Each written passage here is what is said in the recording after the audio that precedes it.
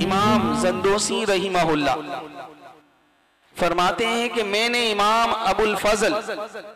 رحمہ اللہ سے سوال کیا کہ یہ فجر کی 2 فرض،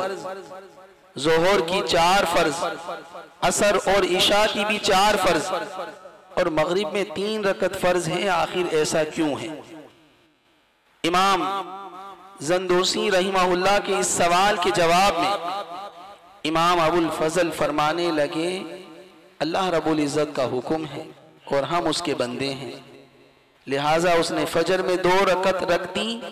تو ہم پر لازم ہے کہ ہم 2 رکعت نماز بطور فرض ادا کریں۔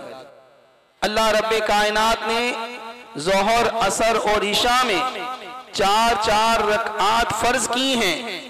تو ہم خدا کے بندے ہیں، اس کے حکم کے تابع ہیں، ہمیں 4 رکعت فرض ادا کرنی ہے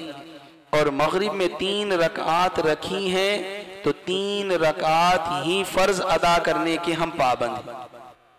لیکن امام زندوسی رحمہ اللہ فرماتے ہیں مجھے تسلی نہیں ہوئی، میں نے عرض کیا اے میرے امام مزید کچھ اور بھی تو ارشاد فرمائیے کہ اس میں کیا حکمت ہے کہ اللہ رب کائنات نے فجر میں 2 رکعت ہی فرض فرمائی؟ تو امام ابو الفضل رحمہ اللہ فرمانے لگے جب اللہ رب کائنات نے حضرت آدم علیہ نبینا والسلام کو جنت سے زمین پر نازل فرمایا تو ان کی آنکھوں کے سامنے دنیا کی تاریکی چھانے لگی، رات کا اندھیرا آ گیا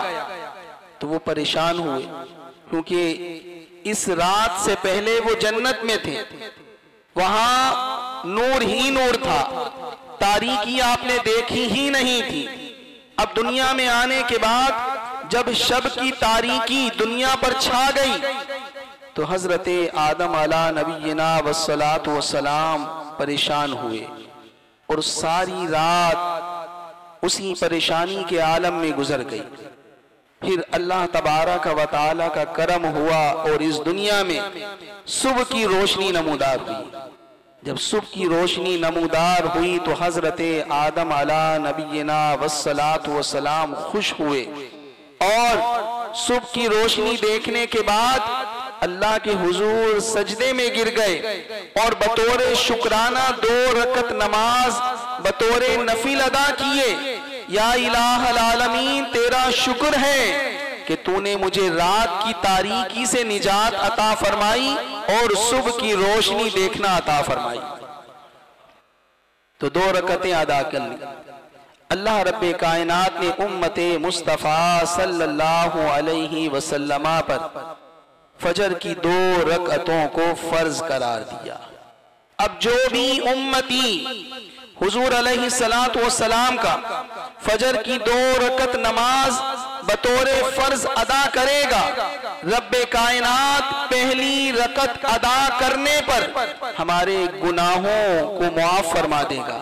اور دوسری رکعت ادا کرنے پر ہمارے دل میں اطاعت کا جذبہ بیدار فرمائے گا۔